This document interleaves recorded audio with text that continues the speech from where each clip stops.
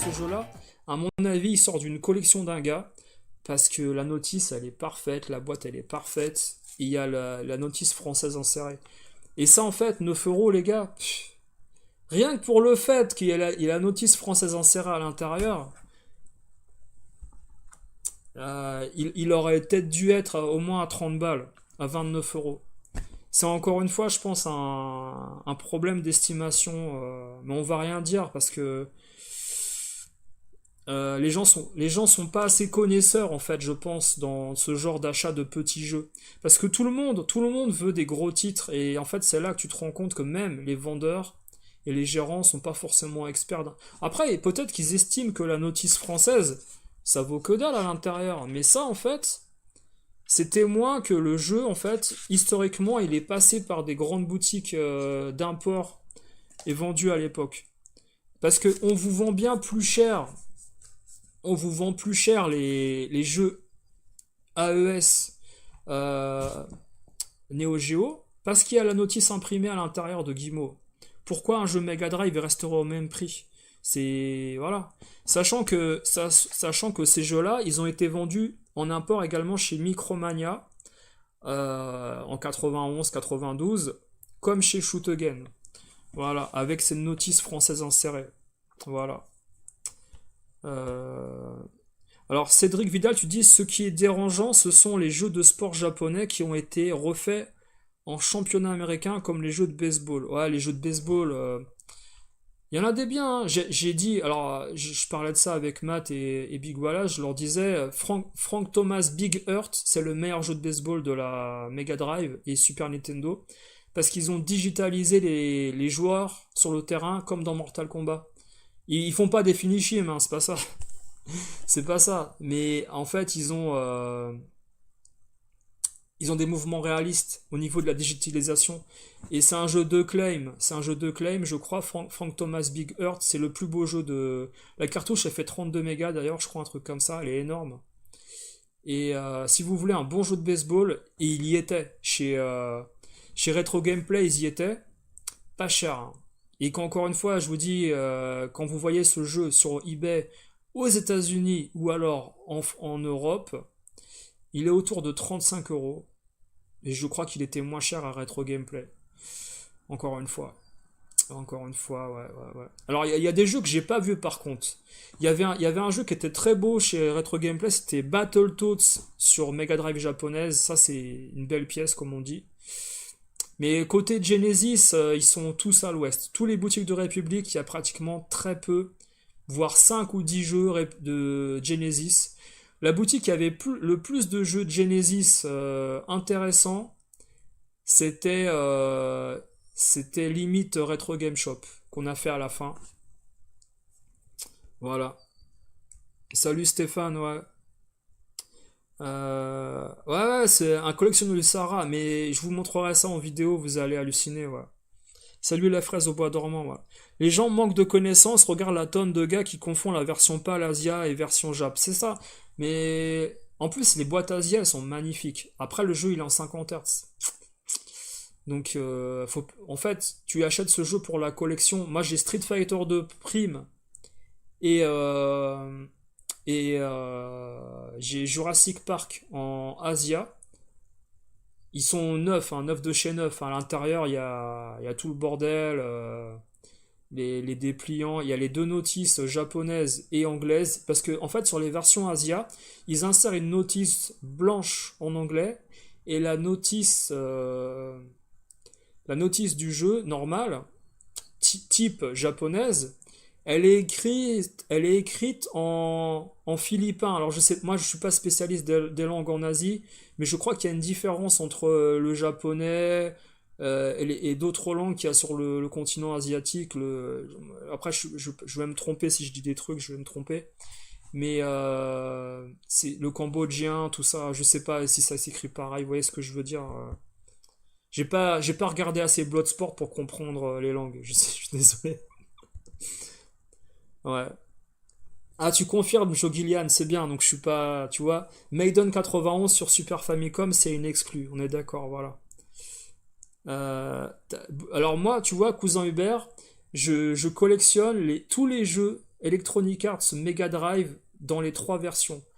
Je suis débile, hein, mais je l'assume, mais j'adore le sport. J'adore le sport, j'ai par exemple... Alors, je dis dans toutes les versions, c'est pas forcément la vérité, c'est certains jeux. Tous les NBA, en fait, les premiers NBA, avant les NBA Live, je les prends en PAL, japonais et Genesis. Les Bulls Lakers, les Jordan Bird, les Bulls Blazers et le Bulls versus Suns en Super Famicom qui s'appelle en Mega Drive japonais qui s'appelle merde NBA Showdown en européen et en américain. Ouais. Et donc après les Maiden, alors les Maiden, je favorise les versions américaines. Pourquoi? Parce qu'à l'intérieur de la notice, vous aviez les équipes à l'intérieur, les rosters, avec parfois des photos de tactique, stratégie et les statistiques en fait des joueurs de telle ou telle équipe l'année passée. Et donc les Maiden, je les prends en Genesis et je les prends pas en version PAL. Et quand je les ai en PAL, et ben parfois en fait je garde la version de Genesis et je mets la version PAL de côté. Par contre, j'ai John Maiden 92, tout ça. Enfin bon, après je vais pas faire une émission sur le.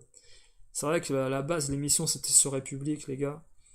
Euh, alors Alex, tu vas demander une figurine en résine de Wawa pour le mettre à côté de mes jeunesses. Ah Wawa il se fait chambrer à Paris, c'est un truc de dingue. Il se fait chambrer. Les gens ils se foutent de sa gueule, hein. C'est. Ah mais pour vous dire, hein, moi j'en ai parlé avec Vincent de Dragon Games, j'en ai parlé avec d'autres. L'histoire des stocks cachés de République, ils se sont foutus de sa gueule, hein. Sachant que Game Off, le concept de Game Off, c'est pas c'est pas un stock caché, c'est la boutique, c'est le concept. Tu commandes au rez-de-chaussée et le mec descend au stock chercher ton jeu. Parce qu'il a pas assez de place pour mettre tout dans la vitrine. Enfin, je veux dire, c'est pas un stock caché, c'est le magasin, il est comme ça. Alors, tu sais, Evil Bull, la fameuse arche de République, ils ont mis des pots de fleurs partout et c'est beau. C'est pour les Jeux Olympiques. Ça fait rêver, tu vois. Les Jeux Olympiques à Paris sur Boulevard Voltaire. Et j'espère d'ailleurs qu'ils vont faire une hype sur les, les Summer Games, qu'est-ce qu'il y a d'autre là? Les Winter Games, les jeux Master System sur les Jeux Olympiques, ça va se vendre. Vous allez voir, il y a des mecs qui vont acheter des jeux sur les Jeux Olympiques, Mega Drive Master System, ils vont se lâcher. Ouais. Des tonnes de souvenirs, Bulls versus Lakers, pareil. Putain, nous, on était comme des fous. Moi, j'avais 13-14 ans, je jouais à Bulls Lakers, je me croyais avec Michael Jordan et Magic Johnson en train de dunker. Alors que tu vois le jeu, les mecs, ils font à deux à l'heure, ils vont essayer de dunker, ils sont hyper lents et tout. Euh, Alors, qu'est-ce qu'on a d'autre? Alors, ceux qui est. Ouais, ça on avait dit, d'accord. Ok. Le premier et le seul jeu IS sur Super NES que j'avais c'était NHL 94. Bah c'est pareil, les NHL en fait je les prends en Genesis. Parce qu'à l'intérieur vous avez les stats et les dépliants des équipes, c'est beaucoup plus sympa. Ouais, c'est ça Moot Moot, ouais. Je suis un des seuls à fond sur les jeux 16 bits. Ouais, ouais. Bah en fait, je fais ce que j'aime. C'est-à-dire que je pourrais faire certainement plus de vues en parlant ouais, de Battletoads, Double Dragon, Contra, qu'est-ce que tu veux. Ça m'intéresse pas, ça m'intéresse pas. C'est des bons jeux, hein, mais ça m'intéresse pas en fait. De toute façon, ça se sentirait si j'en parlais et que je faisais une vidéo, ça me passionne pas en fait. Ouais, Big Earth, il est sur Super Nintendo, exactement. Salut Jack Retro, comment va? Ouais, bien. Ouais. Ah, la fraise au bois dormant, des balles perdues, je pourrais t'en faire plein sur les. Alors, on va passer à une autre boutique maintenant. Alors, on va passer à une autre boutique. Et regardez, ce que je vais vous faire, je vais essayer de. Je vais passer en mode studio. Je vais essayer de vous préparer de mon côté une image. Je crois que on peut passer une petite photo de ce que j'ai pu faire aujourd'hui. Alors, une autre boutique dont je peux parler. Là, il y a une boutique qui a remplacé Maxi Games avec des figurines et des produits dérivés, les gars. Je sais pas ce qui se passe aujourd'hui, là. Un samedi, c'était le désert pratiquement dans cette boutique. Est-ce que les gens se sont rendus compte qu'ils vendaient beaucoup de choses qui étaient déjà sur AliExpress? C'est bien, bien, bien, bien possible. Et cette boutique où, en effet, à l'époque, il y avait beaucoup de jeux, de figurines NECA, de films d'horreur, science-fiction, Retour vers le futur, tout ça, il n'y a plus rien. Ils en vendent plus. Ils vendent que du Marvel, ils vendent un peu de Gremlins, un peu de SOS Fantôme. Mais c'est des choses que vous pouvez trouver chez Pickwick ou Smart Toys, là, vous savez. L'ancien Toys R Us. Les mêmes. Et elles sont moins chères chez Toys R Us. Donc on n'a rien acheté, hein. Moi j'ai rien acheté là-bas.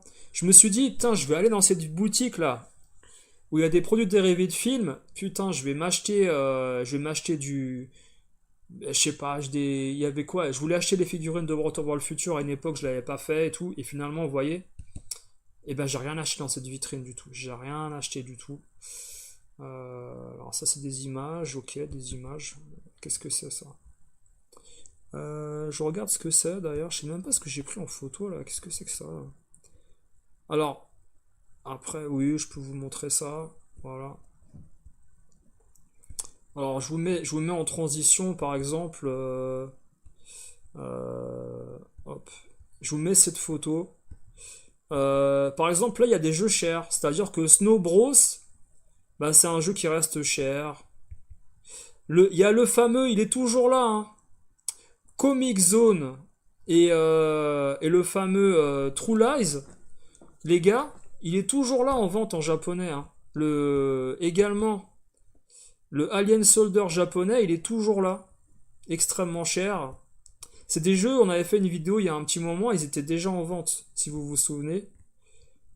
Et voilà, c'était juste pour vous montrer cette photo. Je vais essayer de vous montrer une autre photo, les gars. Attendez, rapidement. Après, je vous dis, on fera un autre live et il y aura des vidéos. Attends, j'ai remis la même photo. Attends, je suis bête. C'est la même que j'ai mis, ouais, c'est la même. Attends. C'est quoi ça? Est-ce que c'est net ou c'est flou ça? Je découvre. Non, ça c'est flou, c'est une photo ratée que j'avais pas. Voilà. On s'en fiche.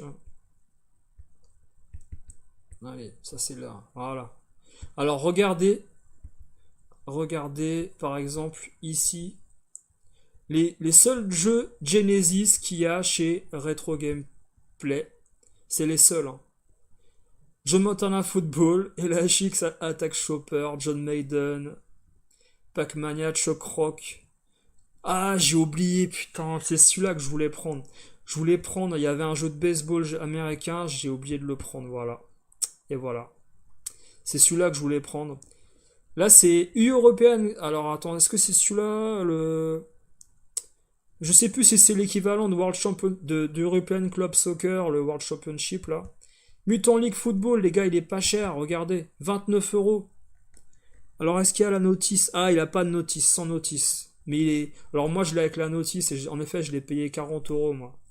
Il y a General Chaos et Harmony, 59 €.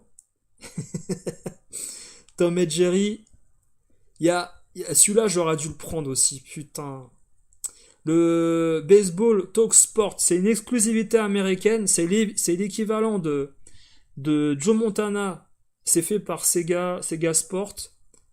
Et il y a les commentateurs en direct pendant le match de baseball. Et j'aurais dû le prendre, voilà, tu vois. Il y avait Arcus Odyssey, 99 €. Il existe en japonais, en loose. Voilà, il est en loose. Et là, voilà, l'autre jeu de baseball que je voulais prendre, il est là, Hardball 3. Il est pas terrible, il est pas terrible. C'est un jeu adapté de l'Amiga en fait. C'est les boîtes cartonnées. Mais moi, je collectionne le sport, si vous avez compris mon délire. Je prends tous les jeux de baseball, tous les jeux de golf, je les ai tous en une version, soit américaine, soit PAL, mais je prends une version en fait de ces jeux-là. Il y avait Gain Ground, voilà, 79 €. Bon, j'avoue, après ça c'est le prix d'internet, c'est un peu cher. Felios, 49 € les gars. C'est très bon jeu. Et ce jeu-là, Felios, sans notice, il est à 80 balles. Il est à 80 balles ailleurs. Vous voyez ce que je veux dire? Donc ça, en fait, c'est intéressant, en fait. C'est intéressant pour les gens qui veulent pas se ruiner. Si tu veux pas te ruiner, en fait, et que tu cherches des jeux sympas, t'es pas exigeant au niveau de la notice, Retro Gameplay, c'est très bien.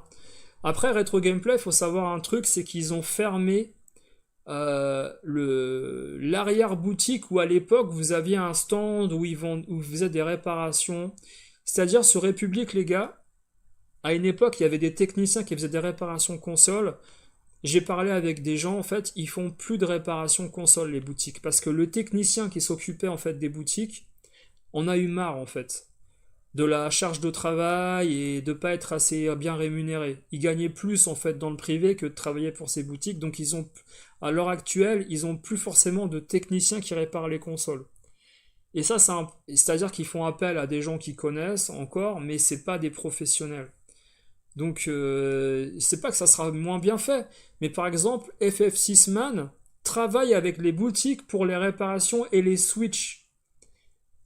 Il fait des diagnostics de consoles défectueuses et il fait également il fait les switches pour certaines boutiques. FF6 Man sur Paris. Il travaille avec eux. C'est une petite info que je vous donne en coulisses. Voilà. La fréquence vient de la console, pas du jeu. Ouais, ouais, ouais. Ah, tu parles. C'est-à-dire que là, tout à l'heure, on parlait des jeux Asia, tu veux dire?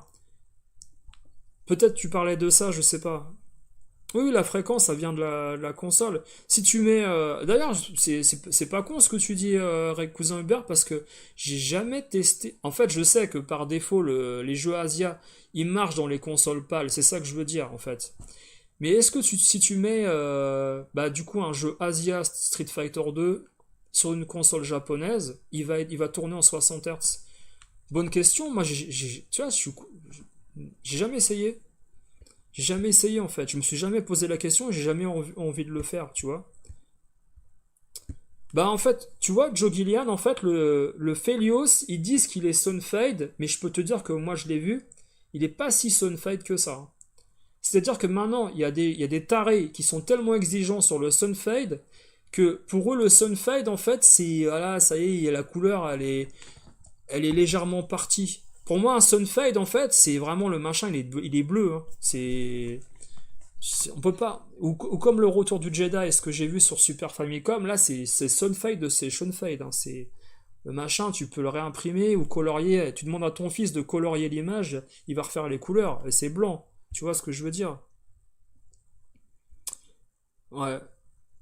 Alors. Donc en fait, tu peux faire tourner Tintin au Tibet en 60 Hz.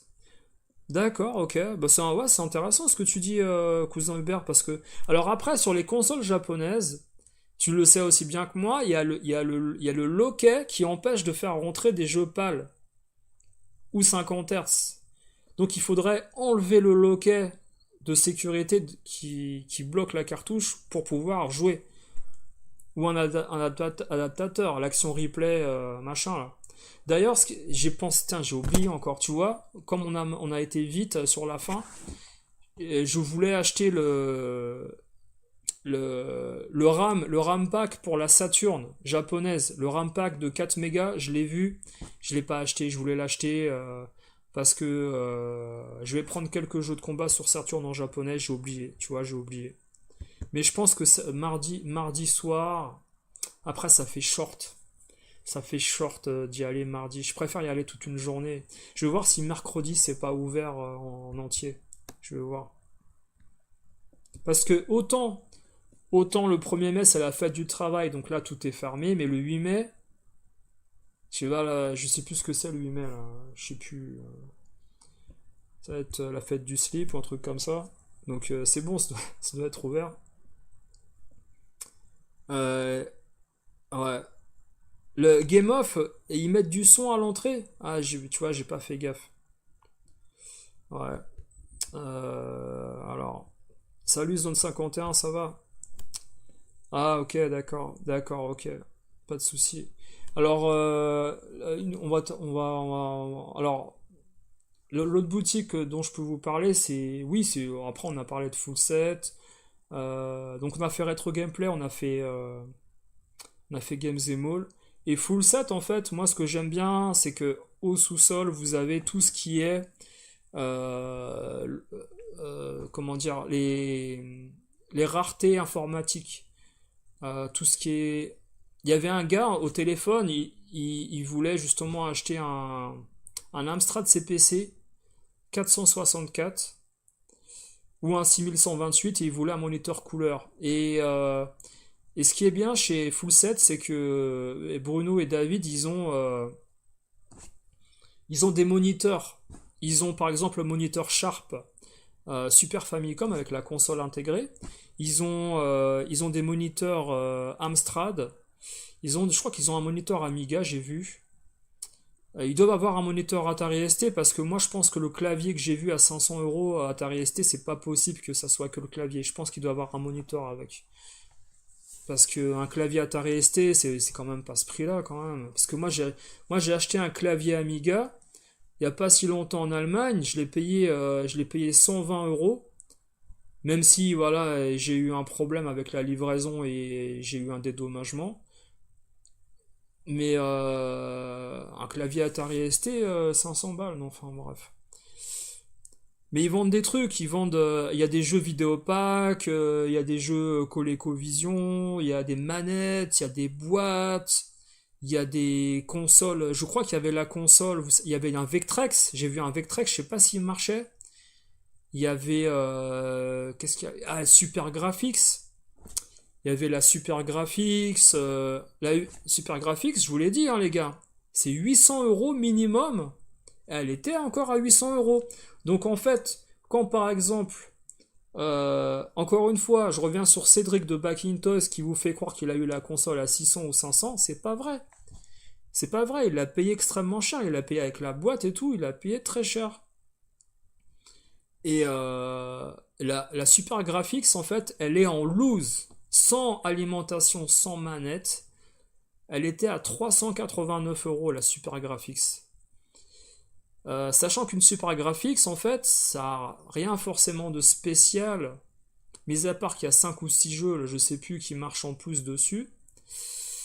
Et l'emballage, ça ressemble à un chargeur de mitraillette dans Aliens le Retour, avec le lance-grenade. Moi, ça me fait penser à ça à chaque fois que Ripley, elle a à la fin, quand elle tue la reine, en fait, dans le nid, là, sur la planète avec les colons, là. Aliens le Retour. Et je pense que la Super Graphics, ça vaut pas. Bien sûr que ça coûte un prix, parce qu'il n'y en a pas beaucoup qui restent en vie encore aujourd'hui, mais vous imaginez que 389 euros en loose, une Super Graphics, et 900 euros ou 1200 euros en boîte, c'est-à-dire que vous allez payer le carton au moins 500 voire 600 euros le carton.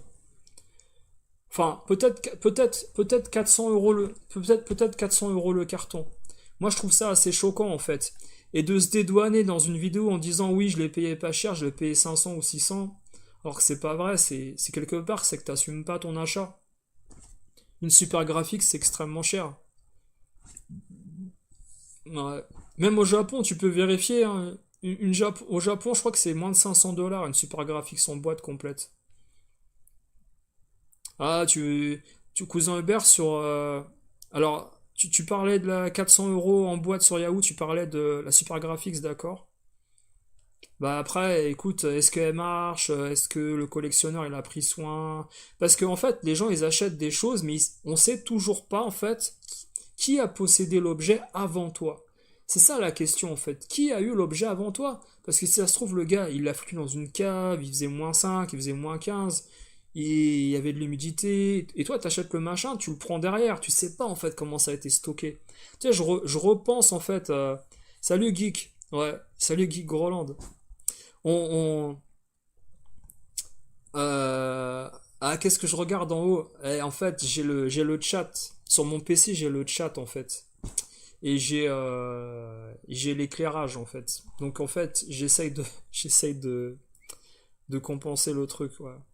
Mais ce que je veux dire par là, c'est que... ah, je sais plus ce que je disais, là. Tu vois, tu m'as coupé. Et tu sais pas qui a possédé l'objet avant, tu sais pas. Voilà, tu sais pas. Les Twin Famicom, elles sont chères. C'est le mode du carton, c'est la folie, c'est ça, voilà. Tout a explosé au niveau des prix.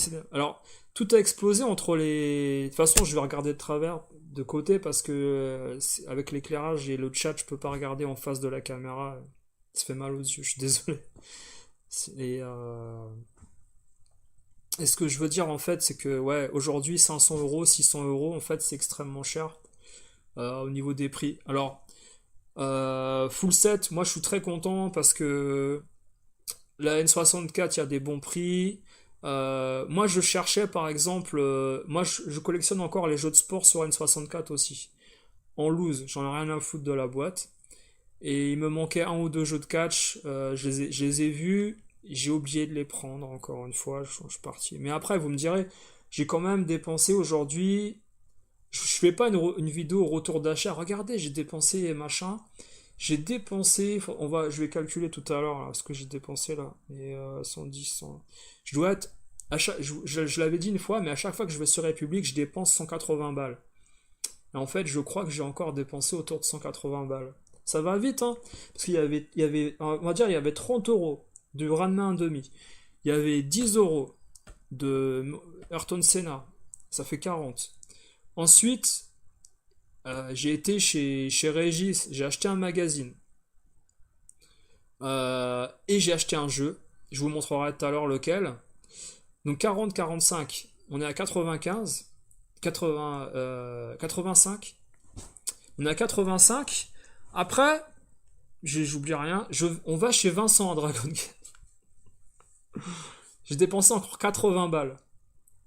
J'ai dépensé 165 euros aujourd'hui, les gars. 165 euros. Ça va vite, ça va vite. Mais j'ai racheté les mêmes trucs à la Pixel Day. Qu'est-ce que tu veux que je te dise? Tu vas à la Pixel Day, t'achètes ce que j'ai acheté, t'es KO technique. T'es KO technique, j'aurais dépensé peut-être enfin, t'es pas KO technique parce que c'est pas des gros titres que j'ai achetés. Mais j'aurais peut-être dépensé 50 ou 60 euros de plus, voilà. Voilà. Alors, full set, qu'est-ce que je peux dire d'autre, full set? Ben, l'accueil, super. Premièrement, les vendeurs, ils disent bonjour. Alors, même si en effet, David, il me connaît, il se rappelle de moi physiquement, parce qu'il m'a connu quand j'étais à Jussieu déjà. En 96, quand je passais les voir chez Stock Games, il se rappelle de moi. Il se rappelle de moi quand je venais voir Olivier chez Trader il y a des années, quand il avait ouvert en 2005, 2002, 2010. Olivier de Trader, pour vous dire, quand j'étais au travail en fait, en banlieue, et que on recevait des jeux PS2 2 semaines sur République avant la sortie, je prenais ma voiture, j'allais chercher en fait le jeu chez Trader à Olivier qui me le mettait de côté 2 semaines à l'avance avant la sortie. Tous les WF SmackDown sortis sur PS2 en 2002-2003, je les ai pris chez Olivier. Je prenais il me faisait pas de prix hein, spécial, hein. Je le payais le prix je le payais 60 euros, le prix normal d'un jeu PS2, voilà. Ou je sais plus comment c'était combien un jeu PS2 à la sortie, les gars? 299 francs, 350, je sais plus. Enfin, je le payais le prix normal à l'époque, hein. Même si on se connaissait et tout, c'est moi en fait Au début, je disais non, non, c'est bon, t'inquiète, garde les 10 euros, vous irez boire un coup entre vous, vous irez acheter des viennoiseries et tout, voilà, voilà, pour vous faire plaisir à midi demain et tout. Il me dit, ah, c'est sympa, merci et tout. Bon, à partir de la PS3, il se sentait obligé de me faire des prix et tout à chaque fois parce que je prenais plein de trucs. Et d'ailleurs, je me souviens pareil, j'avais pris, vous savez, le jeu de Telltale là, sur Walking Dead, le premier jeu de Walking Dead, sorti sur la série quand elle est sortie, Trader et d'autres, ils l'avaient en avance. Et moi, j'adorais Walking Dead quand c'est sorti la première saison. Quand j'ai su qu'ils avaient fait un jeu d'aventure là-dessus, j'ai été chercher le direct, ils l'avaient.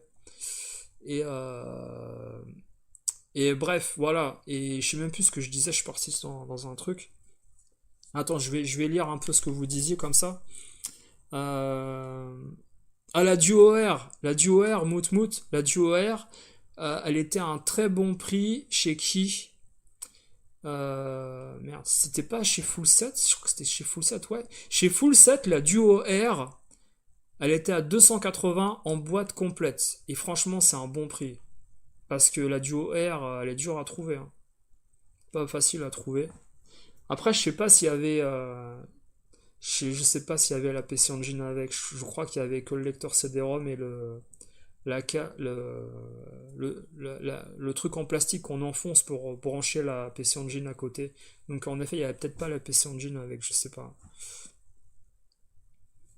Ouais, les jeunes ne vont pas chez les indépendants car ils ont l'image fausse de vendre cher leurs produits. Ouais, c'est ça, exactement. C'est la grosse erreur, hein, parce que moi j'ai vu des prix chez Full Set, sincèrement, qui sont beaucoup moins élevés que premièrement sur eBay, etc. Voilà. Chez ton indé, là, c'est du 35-45 ans. Et Big Voilà, si vous témoignera de ça, parce que quand ils feront leurs vidéos et je pense, on fera un live peut-être en commun où on discutera de notre journée, tout ça peut-être. Euh, Big Wallace, il m'a dit, et chez nous, en fait, à part un game cache ou deux, on sait pas combien coûtent les jeux, on sait pas, on n'a pas idée, on a un game cache et c'est ça, tu prends pas en fait. Et tu vas dans les conventions, tu vas sur internet, tu vas sur Vinted et tout. Et au final, tu prends des jeux par rapport à internet. Et les game cache, ils se basent sur internet en fait, c'est tout. Tu vois? Et alors que sur République, t'as un Argus. Faut dire la vérité, sur République, t'as l'Argus du quartier. Les boutiques sont alignées, c'est à peu près les mêmes prix. Ils ont pas tous après les mêmes jeux au niveau qualité et rareté, mais ouais, agréablement surpris, hein. Voilà. Disons que l'avantage que tu as, quand tu vas sur République, tu peux commencer une collection sur des consoles avec ce qui est Mega Drive, Game Boy, la Wii, la PS2, pas la PS1 Jap, parce que la PS1 Jap, j'ai été extrêmement étonné. Il n'y a pas beaucoup de PS1 Jap, et pourtant il y a des bons jeux, et ils les ont pas. Ils les ont pas. Personnellement, je les ai déjà chez moi. Par exemple, je vous ai montré l'autre fois Rayman. Rayman PS1 en japonais. Et ils l'ont pas. Il y a qu'une boutique qui avait In the Hunt et Gunner 7. C'était Games Mall. Personne d'autre avait ces jeux-là. Il y a pas une boutique qui avait Macross aussi. Macross, Dream, je sais plus quoi. C'est un shoot 'em up sur l'univers de Robotech, sorti au Japon. Personne l'avait. Il y avait que la version Saturn que j'ai vue dans une autre boutique. Et d'ailleurs, je voulais le prendre, mais bon, je me suis dit, bon, je l'ai déjà sur PS1, ça sert à rien. Ça, c'est la folie des collectionneurs. Tu veux des fois des versions sur d'autres consoles. Et je l'ai fait sur des trucs, mais je me rends compte que je joue toujours à la meilleure version sur la meilleure console. C'est pour ça que les King of Fighters, je vais jamais les acheter sur la Saturn, parce qu'ils sont mieux sur PS1. Ils chargent plus vite, il n'y a pas besoin de la RAM pour les jouer. Les Capcom, les Street Fighter, c'est pareil. Je les prendrai pas sur Saturn, je les prendrai pas. Et sur PS1, en fait, ils sont bien optimisés. Ouais, voilà. Donc voilà, je disais rétro gameplay. C'est là-bas que je regarde quand tu disais là-bas en haut en fait j'ai ma collection de jeux Mega Drive, tu vois, CGS, j'ai ma collection de jeux Mega Drive Et en fait, pour des fois essayer de me remémorer ce que j'ai vu à République, je regarde en fait. Gunstar Heroes, il y avait Gunstar Heroes.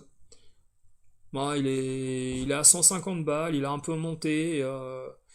Mais il reste à une cote tout à fait intéressante, voilà. Par contre, tu vois, j'ai pas pensé à demander au vendeur de Games Mall de me montrer la notice de Gunner's Haven.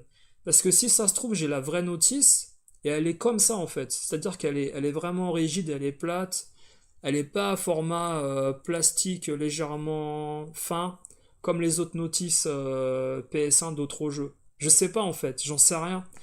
J'ai pas pu comparer, je vais regarder sur eBay peut-être ce soir ou demain pour voir si j'ai une vraie notice de Gunner's Haven ou pas.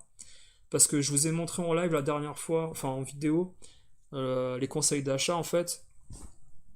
Et ouais, Street Fighter The Movie, Alex. Mais tu sais que Street Fighter The Movie, j'aime bien moi. J'aime bien, hein, ça me fait kiffer moi de jouer à un jeu pété. J'avais Big Wallace qui me disait, mais pourquoi t'as acheté Rise of the Robots, tout ça, Ultraman? Et je dis, mais moi, ça me fait délirer les jeux pourraves. Parce qu'en fait, le challenge, c'est d'essayer d'y jouer. C'est ça. Et quand le jeu il coûte 10-15 balles, et ben en fait, ça me fait rire. Mais après, le jeu s'il coûtait 400 balles, ça me ferait pas rire. Non, ça me ferait pas rire du tout.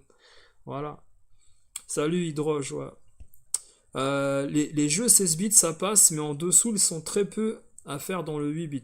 Alors, je vous ai dit aujourd'hui au début du live, j'ai vu beaucoup beaucoup de jeunes sur République. Franchement, ça fait plaisir, ça fait grave plaisir de voir beaucoup de jeunes s'intéresser au rétro, même si il y avait une classe de lycéens d'Angleterre en séjour sur Paris. Ils visitaient République. Alors aujourd'hui, la chance qu'on a eue, la vérité, parce que mes potes, ils sont venus en voiture, ils ont pu se garer. Moi, je suis venu en RER de Champigny, en fait, en banlieue. Je me suis garé devant chez Vincent de Dragon Games, parce que le soir, en fait, on terminait chez Vincent la visite et je repartais de chez Vincent. Donc je me voyais pas marcher de Villiers-sur-Marne ou de plus loin en garant ma voiture pour revenir au RER, tout ça. Donc en fait, je m'étais garé à côté. Et, euh, et la chance, on n'a pas eu de manifestation à Paris. Il n'y avait pas la CGT, il n'y avait pas les revendications pour les partis politiques, pour les extrémistes ou les, les, les- les revendeurs de jeux mint qui sont SDF ou je sais pas quoi, j'en sais rien. Non mais bon, et enfin bref, enfin, il y avait pas de rencontres abonnées Back in Toys, c'est fini ça, les rencontres abonnées Back in Toys c'est fini parce que comme je vous avais raconté, les boutiques à Paris, elles ont mis leur veto pour demander justement que ça se calme un peu parce que les abonnés de Back in Toys, ils attendaient de venir avec Wawa pour avoir le code 10% et payer moins cher leurs jeux. Et ils prenaient plein de jeux. Comme moi, aujourd'hui, j'ai pris 160 euros de produits. Ça va vite, hein. Vous faites 3-4 boutiques, vous dépensez 40 balles à chaque fois. Bam, bam, bam, bam, bam. Et en fait, les abonnés de Wawa, ils attendaient de venir un samedi avec Wawa pour avoir 10% en moins à chaque fois. Genre, presque 10 euros parfois pour certains, hein, parce qu'ils dépensaient 100 balles. Mais après, vous me direz, c'est pas grand chose, 100 balles, c'est pas grand chose. Mais bon, donc du coup, voilà, bref. Alors, Games Mall, tu dis zone 51, faut arrêter le foot par contre. Alors, moi, sincèrement, je te dis, je pense qu'ils ont, personnellement, en effet, ils ont arrêté parce que c'était plus quand Thomas, il était beaucoup au magasin. Et Thomas n'est pratiquement plus au magasin là. Mais cela dit, en fait, moi j'en ai parlé librement avec Vincent de Dragon Games en fin de journée, on en a parlé de cette histoire de feutrage et en fait, bah, on se rappelait que nous, quand on était acheteurs ou joueurs dans les années 90, il y a beaucoup beaucoup de boîtes Super Nintendo qui ont été feutrées avec du noir ou du rouge. Le rouge sur les liserés Super NES US ou le noir sur les jeux genre Mortal Kombat. Il y avait quoi d'autre là? Il y a plein de jeux avec des entourés noirs sur les Super NES PAL. Et en fait, ça, si vous voulez, ça existe depuis les années 90, depuis 92-93. Les gens feutraient en fait les boîtes Mortal Kombat 2. euh, il y avait plein de jeux quoi. Mais par contre, personne ne feutrait, je vous dis, hein, personne ne faisait la connerie de feutrer des jaquettes Mega Drive ou Neo Geo. Parce que premièrement, les jeux Neo Geo en fait, euh, fin années 90, ça valait rien, ça valait 50 francs, 100 francs, 150 francs, certains jeux, Fatal Fury, tout ça, ça valait pas grand chose. Il y a beaucoup de jaquettes qui ont été réimprimées, qui sont fausses, que vous pensez que vous, qui sont originales, et vous vous êtes tous fait niquer. Et plein de collectionneurs aujourd'hui qui ont racheté des jeux en 2003, 2004, 2010 sur Neo Geo qui viennent de Republic, de Stock Games, de Score Games, Jussieu, etc. Et vous avez plein de boîtes qui ont été réimprimées aux imprimeurs industriels. Plein de boîtes. Ça se faisait. Et vous, vous pensez que parce que c'est d'époque, c'est des vrais. C'est pas des vrais en fait. Enfin bref. Et donc en fait, ces gens-là font la leçon sur l'histoire du feutrage des jaquettes, mais de base, vous avez même pas une vraie jaquette, donc fermez vos gueules. Maintenant, moi, attention, je vais être clair avec vous. Les gens qui sont partis agresser le vendeur de Games Mall à cause d'une histoire de feutrage, ça, je veux dire, à un moment donné, les gars, faut arrêter votre délire.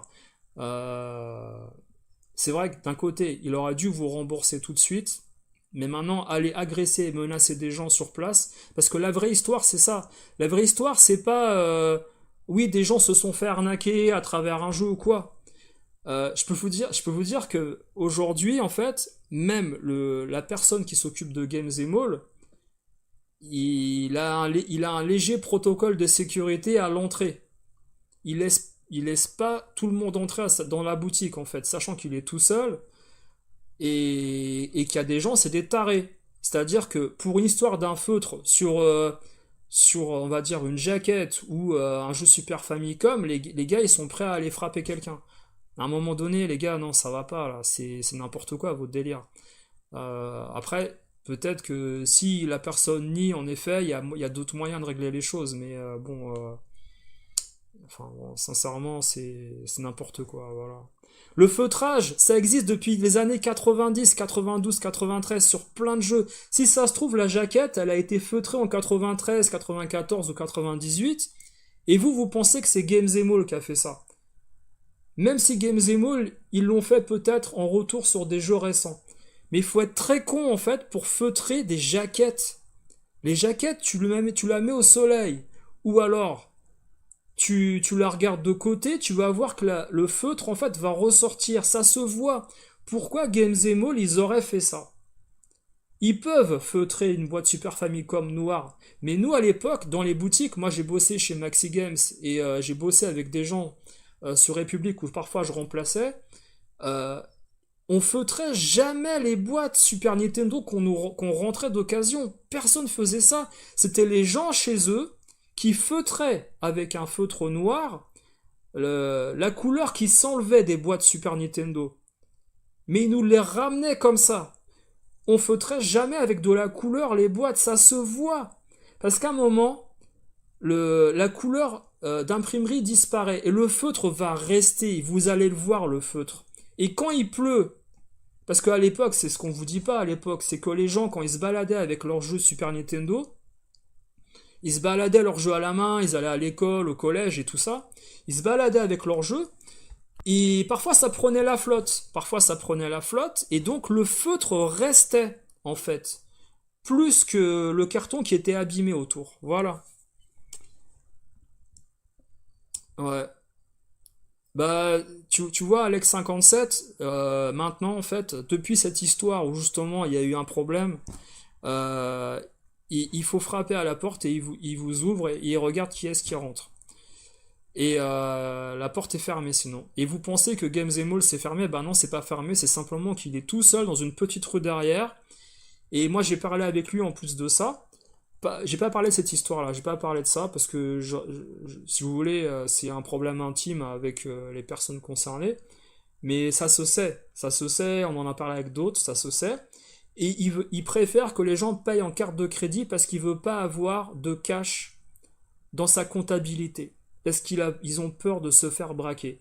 Et ça, c'est une réalité parce que aujourd'hui, tu payes pas un vigile comme tu payais un vigile dans les périodes de fête autour de République où je suis dans les années 90. Parce qu'il faut savoir que malheureusement, il y a eu des braquages. Il y a eu le fameux braquage de Power Games qu'on avait raconté avec Mani Mani. Il y a d'autres boutiques qui se sont fait braquer en fin de journée, avant les fêtes de Noël et tout. Et à l'époque, ils payaient un vigile pour justement éviter ce genre de problème. Aujourd'hui, t'es une boutique sur République en fin de journée. Si plein de gens ont payé en cash, eh ben tu te fais. Qu'est-ce que tu veux faire? T'es tout seul. T'es tout seul à la boutique. Qu'est-ce que tu veux faire? Voilà. Alors le feutre, c'est le mal même s'il voulait à bien faire. J'ai déjà reçu des jeux refaits comme ça.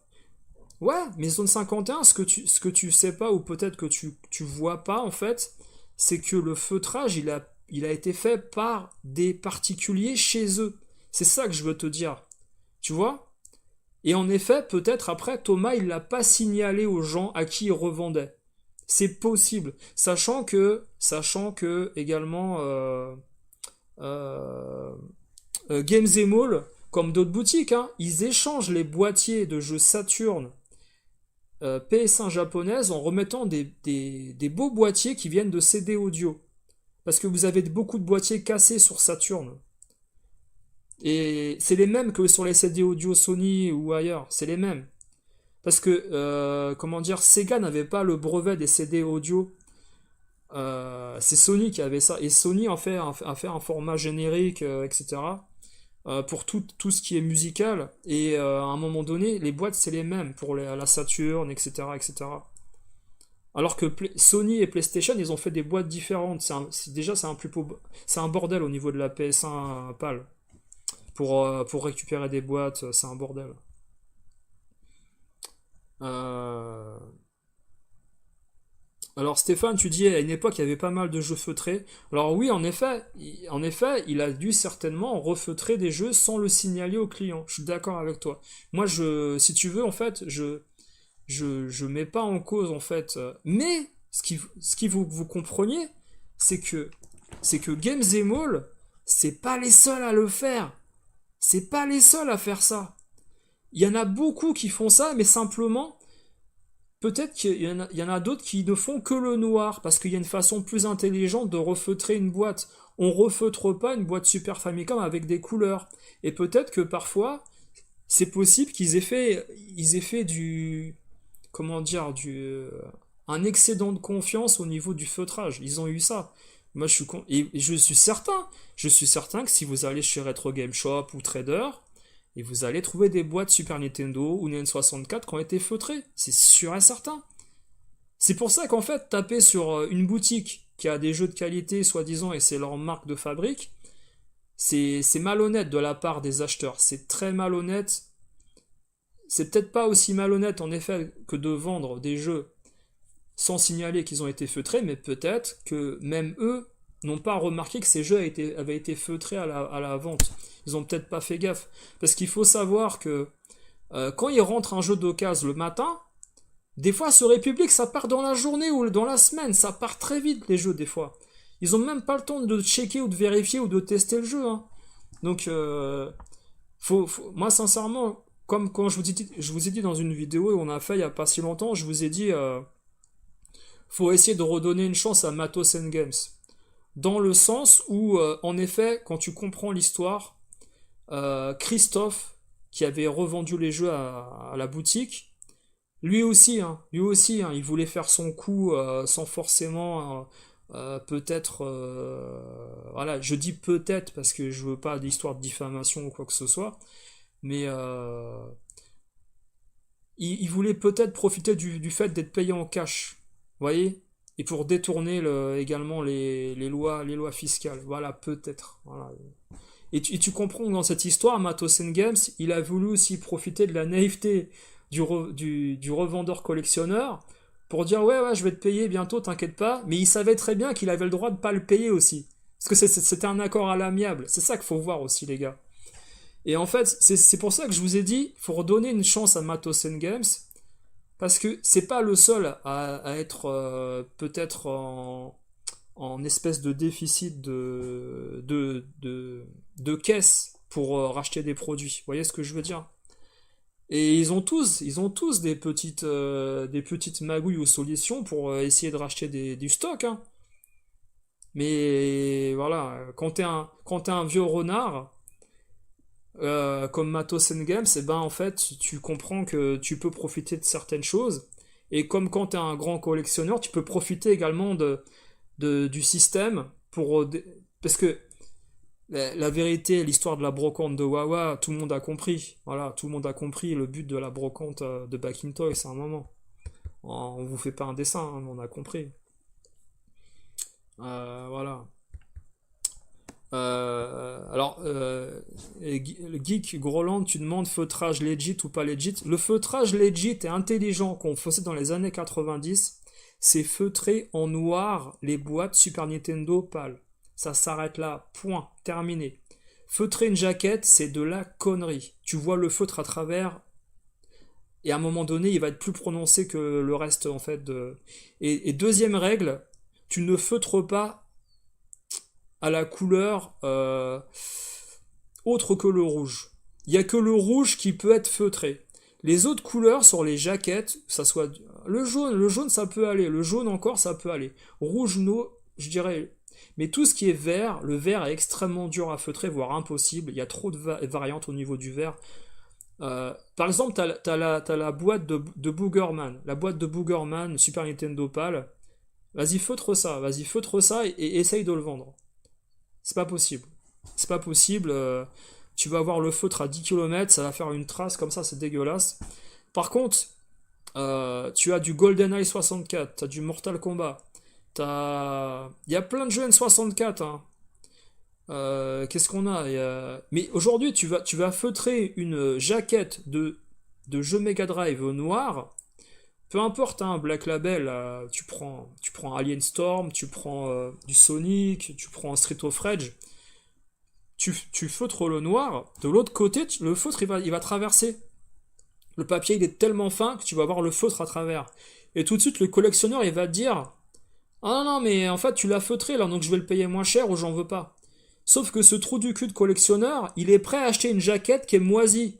Parce qu'en fait, elle est authentique. Donc, qu'est-ce qui est mieux en fait? Moi, je sais pas. Une jaquette moisie qu'on te vend cher, aussi cher qu'un jeu en bon état.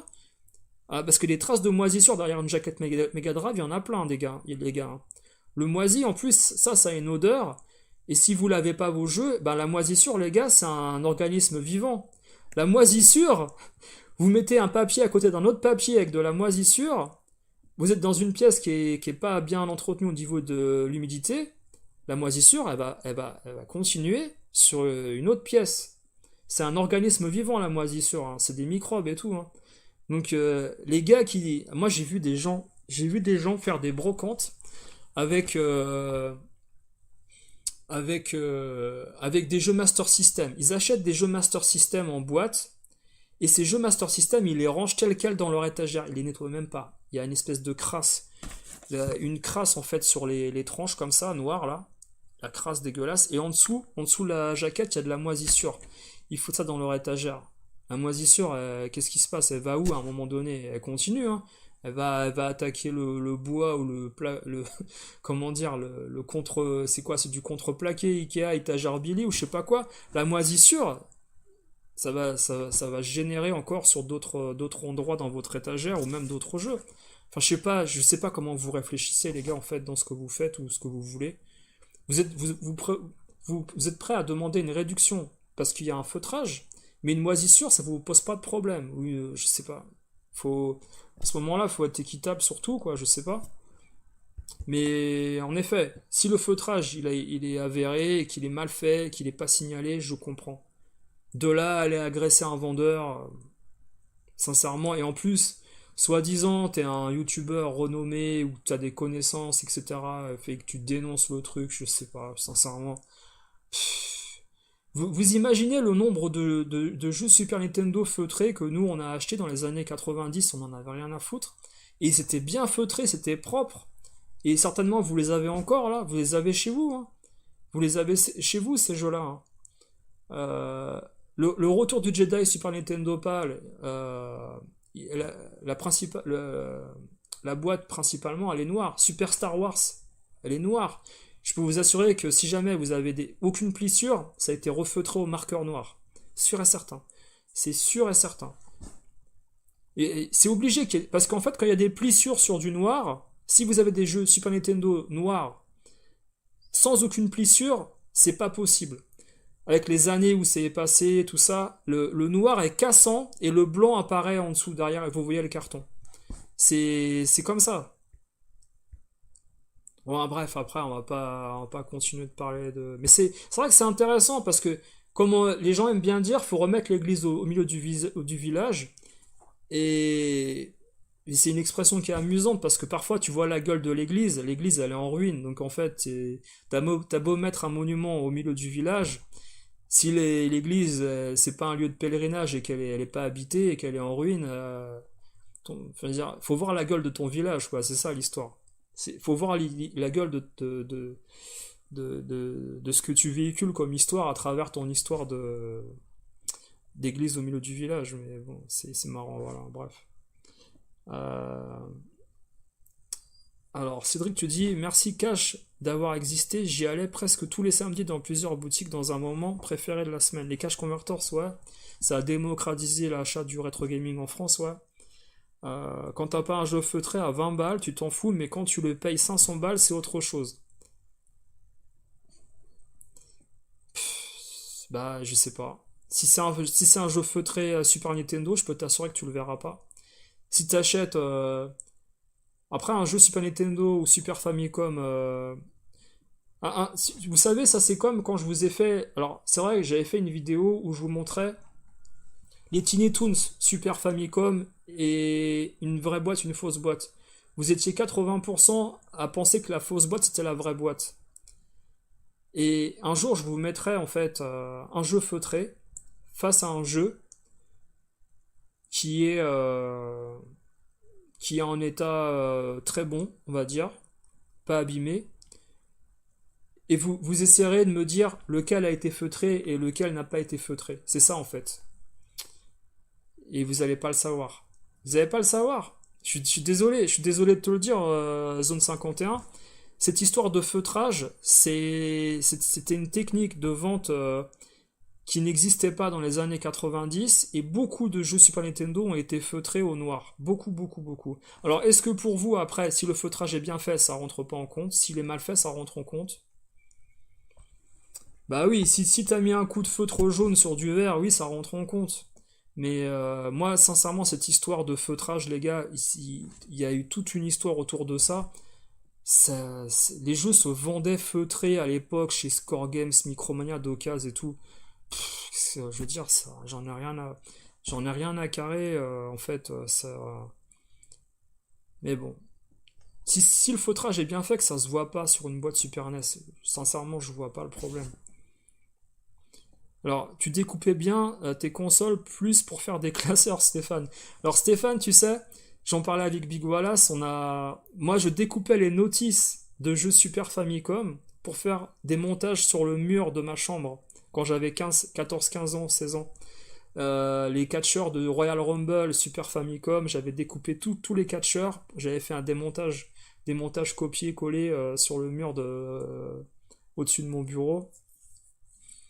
Je découpais deux trois notices, j'avais découpé des magazines et tout. Et bon, voilà, quand t'es ado, hein, tu sais, t'as d'autres, c'est une envie, hein. Je regrette pas, hein, parce que à l'époque j'ai kiffé faire ça. Il n'y avait pas de magazine de catch que je pouvais acheter spécialement, tu vois. Ouais. Et puis même, alors Alex dit l'hygiène avec le mec qui se gratte le cul ou cure le nez, ne touche pas les. Bah de toute façon, vous voyez, même cette boîte Mega Drive que j'ai achetée, je vais la nettoyer, je vais avoir une espèce de crasse peut-être que je vois pas là, qui va. Ah bon, après j'ai vu pire, hein. Moi j'ai acheté des jeux Mega Drive ou NES, il y avait du yaourt à l'intérieur ou de la confiture collée. C'est pas une blague, hein. Non mais les gars à l'époque sur Rakuten ou Pressmister, ils vous mettent au très bon état, je testais. Putain, tu regardes les connecteurs en dessous. Il y a du yaourt. Il y a du yaourt collé à l'intérieur. Il testait de quoi ton jeu? Tu l'as mis dans un mixeur, t'as fait de la chantilly avec? Qu'est-ce qui se passe? La Mega Drive, c'est un mixeur. Je comprends pas. Enfin, les mensonges. Ouais. Ouais, Landers, ouais. Mais tu sais, l'histoire, elle est connue, hein. Et je te dis, maintenant, il y a un protocole de sécurité à l'entrée de Games Mall. Mais bon, c'est minable, c'est minable. Moi, j'étais pas là, mais les gens, ils sont au courant de cette histoire, donc voilà. Ouais, c'était du yaourt blanc, ouais. C'était du yaourt, comment on dit là? Nature. Nature, tu sais, les yaourts type Yoplait, là, nature, il n'y avait pas de morceaux de fruits, il n'y avait pas de céréales. Pas de céréales. Céréales gamer. Donc après, on va continuer les gars, parce que je veux pas faire un live de 3 heures, mais j'en suis presque, hein. Après, il y aura pas, je ferai pas une émission avant mardi prochain, donc je me lâche. Donc après, voilà, on a été chez Retro Game Shop. Alors Retro Game Shop, moi je suis fan de Macross, donc voilà, j'ai acheté Macross sur PS2 en japonais. C'est le shoot 'em up aventure tiré de la série animée. Je kiffe grave avec tous les personnages, les voix japonaises du dessin animé. Robotech, c'est un de mes dessins animés préférés, mais c'est vrai qu'il faudrait que je re-regarde en fait la série pour me souvenir de tous les noms des personnages que j'ai oubliés. C'est comme Ken le survivant, j'ai complètement oublié le nom des ennemis qui rencontrent Ken, tout ça, j'ai complètement oublié, faut que je re-regarde en fait. Parce que ça fait quand même. Je crois que Robotech, la dernière fois que j'ai regardé la série animée, je l'avais acheté en coffret VHS chez Manga Story. Il y a l'ancien Manga Story, il y a longtemps, avant que Laurent il rachète les locaux, etc. Pour faire son Manga Story il y a 3 ans. Je vous parle de ça, c'est vieux, vieux, vieux. Il y avait une ancienne boutique qui vendait des VHS en coffret de Robotech et DVD. Et j'avais racheté en fait en français la série. Et je me la suis refaite la saison 1 et la saison 2. Et j'avais adoré, j'étais à fond comme dans les séries, les soap opéras, vous savez, les soap opéras, les gens ils aimaient bien à l'époque Côte Ouest, Dallas, etc. Moi je regardais Robotech sur la 5 quand j'étais gamin, je kiffais. J'étais à l'école primaire, avant d'aller à l'école, je regardais Robotech, je me levais à 7 heures du mat pour regarder les 3-4 épisodes à la chaîne. Et j'ai racheté les VHS et DVD. Alors les VHS sont partis à la poubelle. Et j'ai racheté les DVD et depuis en fait je me regarde en fait certains épisodes mais pas dans l'ordre en fait. Il faudrait que je me refasse la série dans l'ordre. Et donc voilà, j'ai acheté Macross chez Retro Game Shop. Alors première chose, quand vous rentrez chez Retro Game Shop, chez Régis, Diogène est plus puissant que toi. C'est Diogène, en fait, on a parlé un peu de Ryu Gaming avec Vincent de chez Dragon Games parce qu'il était à la Pixel exposant tout ça. Euh, je pense que Ryu Gaming il n'est pas atteint de Diogène en fait. Parce que les gens qui sont atteints de Diogène, j'en ai vu en vrai, ce sont des gens en fait qui sont incapables de gérer des tâches simples et de faire du rangement coordonné, ordonné et également de référencer des choses chez eux. Ils ne savent pas ce qu'ils ont chez eux. C'est rangé même dans les toilettes, à l'entrée, à la porte, dans la cuisine, par terre, c'est entassé. Et en fait, c'est exactement ce que j'ai vu chez Retro Game Shop. C'est-à-dire que pour moi, en fait, le côté boui-boui, où tu rentres, où c'est quand même rangé, c'est plus en fait Obi-Wan, même si ça reste rangé, en effet. Et également full set. Full set, c'est rangé, mais il y a des jeux qui sont à prise de main, en accès libre, et en effet, le côté fouineur, en fait, tu l'as chez full set. Tu l'as chez full set. Et par contre, Retro Game Shop, je pense que vraiment il y a un souci. Et par exemple, il y a un exemple tout bête, il y a des magazines très recherchés, console plus, joypad, etc. Ils sont entassés et ils se sont déchirés même parce qu'ils sont sur des piles qui pèsent 10 kilos, ils sont en dessous, etc. Et parfois les magazines de valeur sont en dessous. J'ai vu des consoles plus,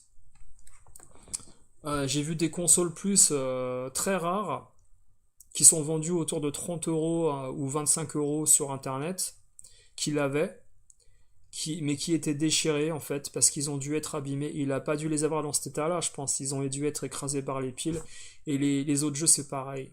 Il y a des méga CD, il y a des méga drive, il y a des GameCube, il y a. En fait, ce qui fait mal, c'est qu'il y a des belles machines. Et je comprends le côté où tu fouines, tu recherches quincaillerie. J'aime bien ça, j'adore. C'est un bon point positif. Mais en effet, je pense qu'il rate des ventes, premièrement, parce que c'est pas forcément référencé ce qu'il a. Même lui, il galère à chercher les trucs qu'il a. C'est-à-dire que sa réserve, elle est beaucoup plus grande. Sa réserve est beaucoup plus grande que son magasin. Et sa réserve est encore moins bien rangée que le magasin. Et donc, premièrement, je pense qu'il rate des ventes parce que les gens ne trouvent pas ce qu'ils veulent. Alors, deuxième chose, il y a également des trucs pirates avec des boîtes RoPro, des jaquettes RoPro. Après, il le dit, il est honnête. Il dit attention, voilà, je t'ai mis ça, mais c'est une boîte RoPro. Il le dit, c'est honnête, c'est bien. Il y a des choses qui sont amusantes. Hein, voilà, j'ai vu le Roi Lion version thaïlandaise vendu sur Mega Drive, le Roi Lion 2. C'est un jeu, je sais même pas ce que c'est ce jeu-là. En fait, c'est le Roi Lion. On dirait le Roi Lion NES upscalé pour la Mega Drive. Je sais pas, c'est bizarre en fait. On dirait une version 8 bits upscalée, je sais pas ce que c'est. Bon, bref, moi ça m'intéresse pas. Mais par contre, il a des trucs vraiment sympas. Il a des très bons jeux. Moi, malheureusement, voilà, j'ai beaucoup de choses, donc j'ai pas trouvé des trucs que je cherchais ou quoi. Je cherchais encore mon Bulls versus Lakers, tu sais, je fais mon vieux rabat-choix, Bulls Lakers, mais mais et donc voilà, j'ai pas trouvé un truc intéressant. Cela dit, voilà, lui en PS1 japonais et PS2 japonais, il a des très bonnes choses en bon état. Et surtout, en fait, il a des jeux d'action, il a des jeux d'aventure, il avait Silent Hill 4 japonais PS2, ça m'aurait bien dit de le prendre, mais bon, voilà, j'étais déjà à 160 euros, vous avez vu les achats, ça part trop vite. Euh, il avait des jeux PS1 japonais qu'il n'y avait pas ailleurs, il avait des jeux Amiga en big box, ça c'est bien pour collectionneur, c'est super bien, franchement. Euh, Ah, Monsieur Fujita, exactement, putain. Alex57, tu me parles de Fujita. Quand j'ai vu la vidéo de Florent Gorge, c'est exactement ça. C'est Retro Game Shop Fujita. C'est ça. C'est exactement ça. Et je pense que vraiment, il a ce syndrome de Diogène. Je pense qu'il l'a vraiment. Parce que tu peux. En fait, si tu veux, quand t'as une boutique, tu peux pas assumer de mettre un truc par terre et de dire le jeu il coûte 300 euros. Vous voyez ce que je veux dire? Et que ça soit rangé et écrasé par d'autres trucs. Et en fait, je pense que les gens maniaques, par exemple, comme les gens de Back in Toys, Stéphane et toute la clique, ils pourront jamais acheter un jeu là-bas parce que tu peux trouver un jeu Lynx ou un jeu Game Gear en très bon état dans une autre boutique moins chère, voire en état moyen ou bon, moins cher sur République, et aller chez Régis, le trouver aussi cher mais écrasé. Et en fait, après je parlerai, je laisserai mes potes en parler s'ils veulent en parler de ça. Mais il y a un problème peut-être qu'il y a également, c'est que après ça peut être une bonne chose hein, pour un vendeur. Hein. C'est-à-dire qu'il va se mettre à la page d'eBay, des ventes eBay. Et moi, comme je vous l'ai dit, là où j'ai été agréablement surpris sur République, c'est de trouver des prix concurrentiels et moins chers que sur eBay et dans les conventions. Et là, en fait, Régis, il s'aligne en fait sur le prix des conventions et d'eBay. Et par exemple, il n'y a pas les prix sur les jeux dans sa boutique, il n'y a pas les prix sur les jeux. Donc en fait, vous prenez un jeu, que vous êtes un client fidèle ou vous êtes un noob qui vient jamais à la boutique, je sais pas s'il vous fera le même prix. C'est ça la question. Alors, normalement, attention, voilà, si tu suis la loi. Alors après, c'est pas un produit neuf. Alors est-ce que la loi est pas différente? Mais quand tu vas dans un supermarché et que l'étiquetage dans un supermarché et que tu passes à la caisse, le code barre ne correspond pas au prix que tu as vu étiqueté en rayon, le magasin se doit te vendre le produit au prix auquel tu l'as vu en rayon. Que ça soit 50 centimes moins cher ou 10 euros moins cher. Voilà, le magasin se doit de vendre au prix étiqueté en rayon. Sinon, c'est, comment on dit ça là, je sais plus, pas abus de faiblesse là, mais je sais plus quoi là. Il y a une loi sur l'achat, bref. Mais est-ce que c'est par rapport au neuf et pas par rapport à l'occasion justement?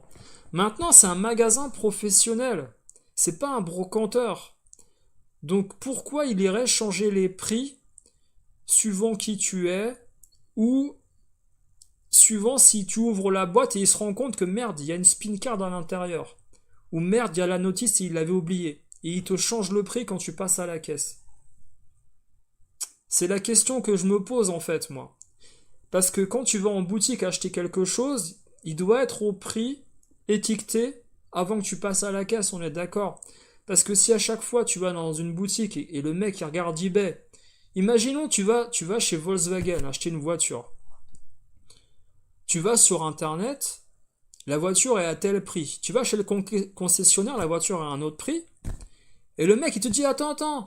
Ah merde, elle est sur internet, elle est plus chère, donc en fait je peux pas te le faire à ce prix-là, je la vends plus cher. Mais toi tu l'as vu chez le concessionnaire dans le rayon avant que tu passes à la caisse chez Volkswagen, tu l'as vu la voiture à 11 000 euros en fait. Tu passes à la caisse, le mec il te dit je peux pas te la vendre ce prix-là parce qu'en fait elle est à 13 000 sur eBay aujourd'hui.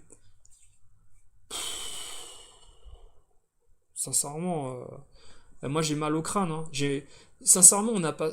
Moi je vous dis la vérité, mon ressenti, j'ai passé un super moment sur République, on a parlé avec les vendeurs, c'était sympa et tout. Et j'étais fatigué en fait. J'étais fatigué parce que tu vois des choses, ça t'intéresse. Et limite, tu sais pas, t'as peur de demander parce que tu te dis, attends, il va me le faire plus cher que je pense que c'est ou quoi. J'étais épuisé en fait. Et en fait, moi, j'ai pas, à l'âge que j'ai connu les boutiques, j'y ai bossé. Le service clientèle, c'est vachement important de fidéliser. C'est vachement important également de respecter le client. Euh, Thomas, Thomas, Vincent, David, Olivier, tous les Sylvains que vous connaissez tous les prénoms. Voilà, on connaît Régis aussi, mais ils sont tous connus pour avoir une clientèle fidèle. On est fait depuis des années. Mais si du jour au lendemain, le gars il commence à prendre en compte eBay tous les jours et tu passes à la caisse, tu prends le rayon, tu prends le jeu en rayon, tu passes à la caisse, il change le prix, il y a la notice, il n'y a pas la notice, il y a la spin card, il savait pas, il a oublié, machin. Non mais moi, je veux dire, à l'âge que j'ai et également par rapport au pouvoir financier que tu peux avoir, t'as moins de patience. T'as moins de patience avec ces boutiques. T'as moins de patience. Moi, je suis pas sur une brocante ni un marché, je suis chez un professionnel. C'est ça qu'il faut voir. Et en fait, j'ai pas la patience en fait de chercher et de me dire qu'est-ce que ça va être la surprise à la caisse. Tu vas chez Full Set, tu vas chez Trader, tu vas chez Retro Gameplay, tu vas chez Games Mall, tu vas chez Obi-Wan, c'est carré. Le prix il est affiché, tu passes à la caisse, et limite il va te faire 5 ou 10 euros de marge. C'est super sympa. Il va t'offrir une Crystal Box. Là, t'as mal au crâne. T'as mal au crâne. Je suis désolé de le dire. J'ai mal au crâne. C'est pas. Alors il y a des gens, ils adorent. Hein. Ils se disent inconsciemment, ils se disent peut-être j'ai fait une bonne affaire. Alors cela dit, voilà, on va rester. Je suis honnête. Je vous dis mon ressenti. Le but du live, c'est de ressentir au retour de la République. Voilà. Je vais pas faire la promotion pour les gens et tout. Aujourd'hui, et même je suis allé voir Vincent, j'ai pas eu de réduction ou quoi. J'ai pas demandé de réduction parce que je vais vous en parler après, hein, pour terminer le live. Mais Vincent, il m'a fait déjà un super prix sur plein de mes achats avant. Et euh, le Ninja Gaiden le Ninja Gaiden PC Engine, il me l'a fait en loose à un prix défiant toute concurrence en vitrine. Et je pense qu'il savait que je savais. Et en fait, j'ai rien dit et il a laissé le prix comme il était en vitrine, mais je pense qu'il savait qu'il aurait dû le mettre plus cher.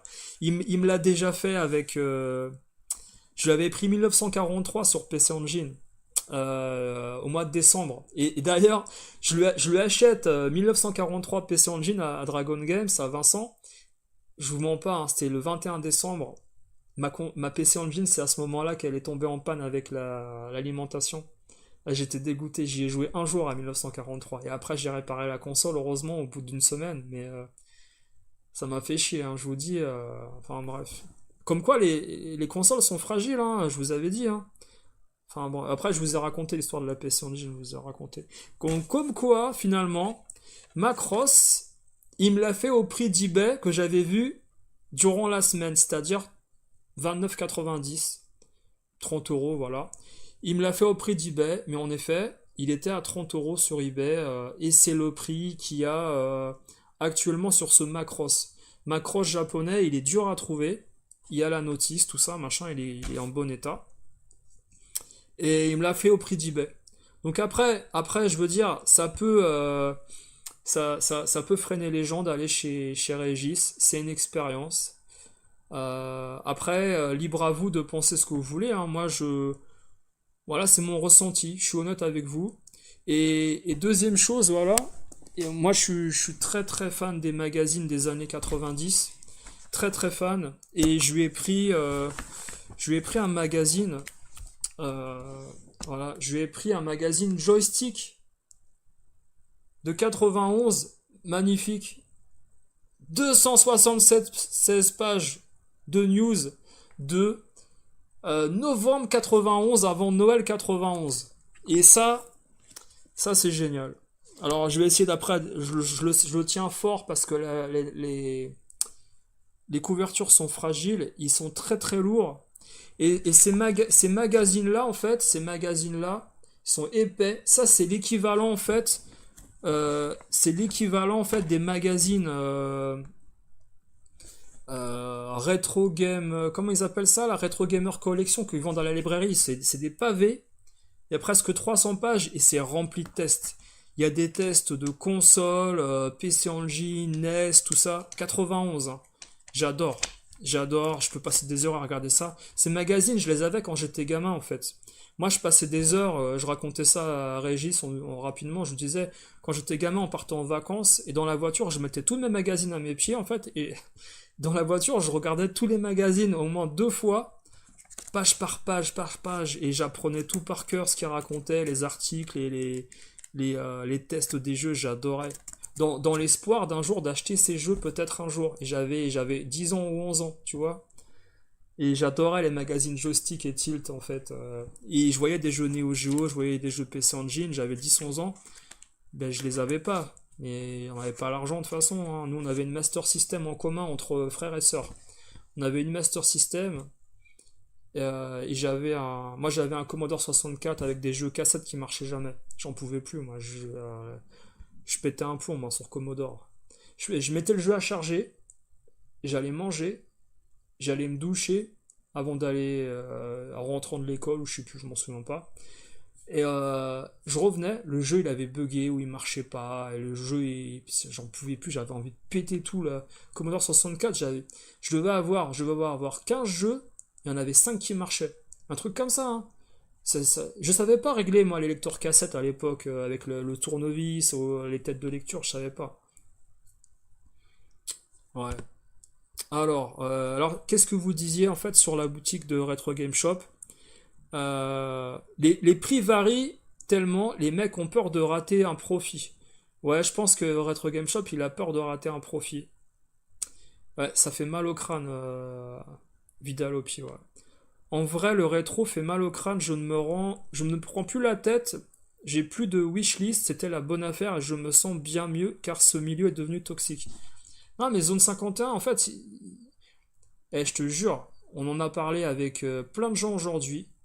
Le milieu, il est pas toxique quand c'est ta passion. on a reparlé de Retro Next Gen et de sa façon d'arrêter, d'abandonner ses abonnés, tout ça. Euh, on a parlé des youtubeurs aussi, on a parlé en off, voilà, moi j'ai rien enregistré des conversations, on n'a pas dit de choses méchantes, mais les gens toxiques, si tu les regardes pas ou que tu les évites, ta passion elle est intacte. T'as pas besoin de ces gens en fait pour aimer le jeu vidéo ou le rétro gaming. T'as pas besoin d'eux. Par exemple, moi je dis un truc tout bête, mais s'il y a des gens voilà qui parfois ont été choqués ou heurtés par ce que j'ai pu dire sur par exemple je sais pas moi à l'époque Matos Games ou à l'époque Wawa de Backintosh et qu'ils aiment pas ma chaîne parce que j'ai dénoncé ce que faisaient ces gens à travers la brocante, les mensonges et tout ça, et que en fait leur passion eux c'est le youtubeur en question sur lequel j'ai parlé ou quoi, ces gens-là en fait ils sont pour les mauvaises raisons dans le jeu vidéo, dans le rétro gaming. Vous n'avez pas besoin de moi, vous n'avez pas besoin d'un autre pour aimer le jeu vidéo, vous voyez. Et en fait, quand aujourd'hui on s'est réunis avec mes potes, on a parlé également avec d'autres gens qui étaient clients chez Dragon Games dans la boutique. Moi j'ai amené des... Voilà, après ils avaient pas forcément faim parce qu'il était déjà 18h, j'avais acheté des croissants et des pains au chocolat, j'en ai passé au vendeur de Vincent, j'en ai passé à d'autres. Euh, mais voilà, c'est que ça reste convivial. On a parlé de jeux vidéo, on n'a pas parlé de trucs. Voilà. Pourquoi parler de choses toxiques en fait? En fait, le rétro gaming, il est toxique si jamais toi, t'as une idée déjà de t'intéresser à des gens que tu vas détester. C'est ça en fait, c'est tout. C'est qu'il faut que tu t'entoures de choses positives dans ce que tu fais, c'est tout. C'est. Imaginons que t'aimes pas Wawa parce qu'il est maniéré. Et ben tu te dis ouais j'aime pas ces vidéos parce qu'il dit toujours faut que l'autre il parle moins fort et ceci et cela, et j'aime pas ce vendeur parce qu'un jour il m'a arnaqué, il a feutré machin, et j'aime pas ci, j'aime pas ça.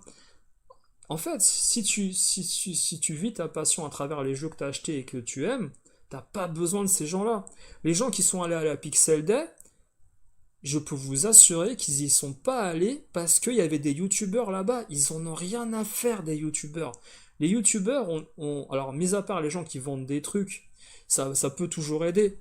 Mais la grosse erreur en fait de ces youtubeurs, c'est qu'ils pensent qu'ils sont importants.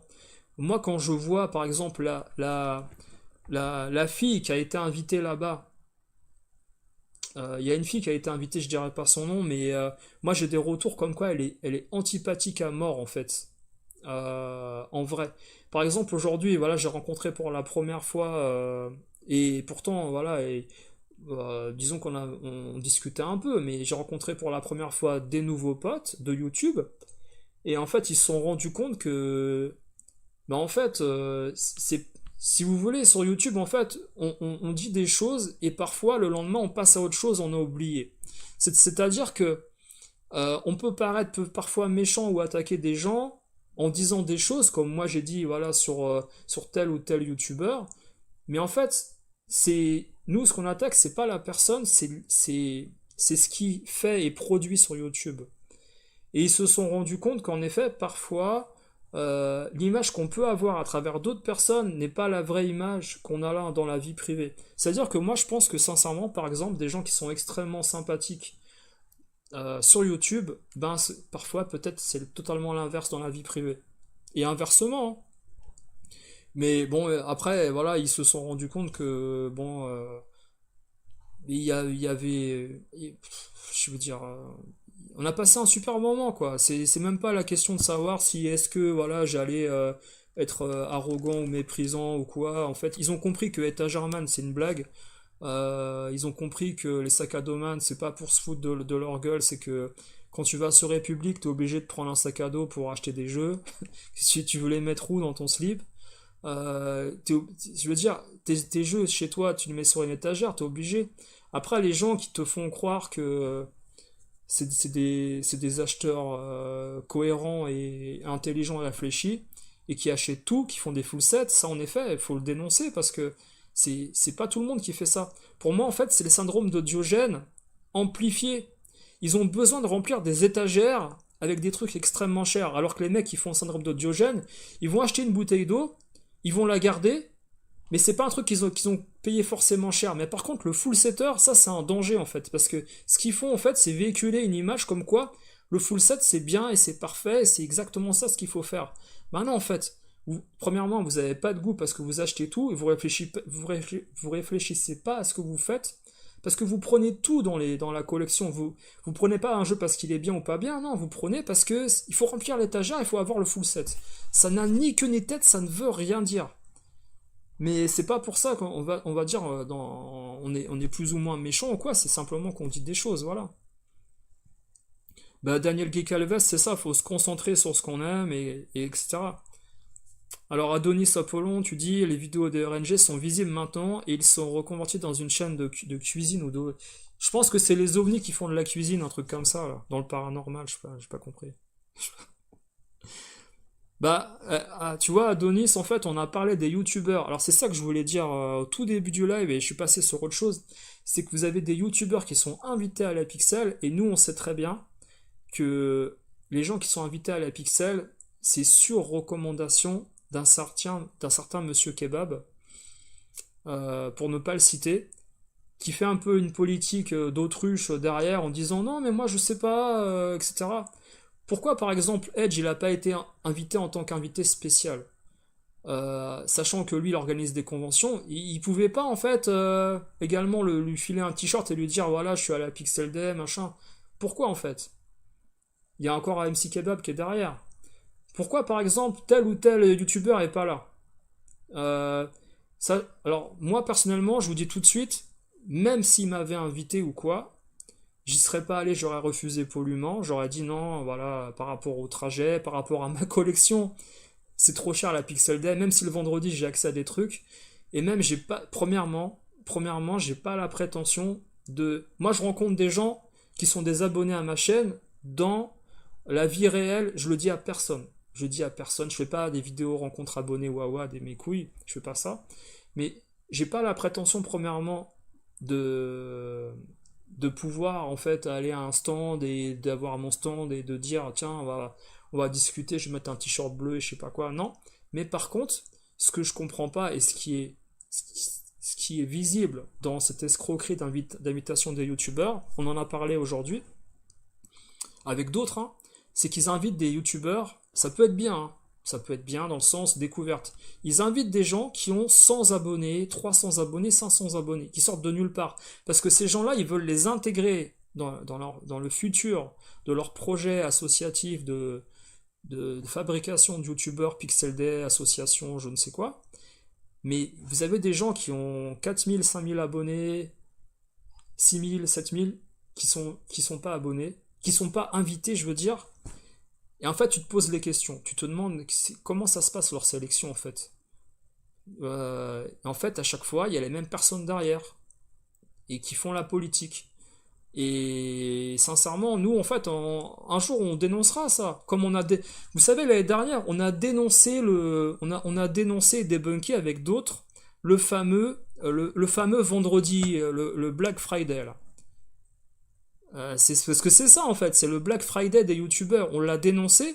Ils ont voulu cacher pendant une semaine, seulement ça a fait tout un tatouin et des gens ont commencé à parler, que ce qu'on a raconté sur le vendredi où les gens avaient accès à des produits avant les clients, des clients qui font 400 bornes ou qui prennent l'avion pour venir acheter des jeux, et en plus, au nez à la barbe de ces gens, on vend des trucs à des youtubeurs en avance, etc.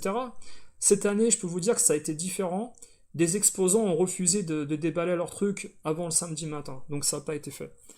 Mais voilà, pour revenir, je pense qu'il va y avoir une polémique dans le futur, hein, je sais pas quand, mais sur pourquoi on invite tel ou tel youtubeur qui va être bankable pour ramener des gens, des brocanteurs, et pourquoi on n'invite pas d'autres personnes qui ont plus d'abonnés, alors qui ont plus de visibilité.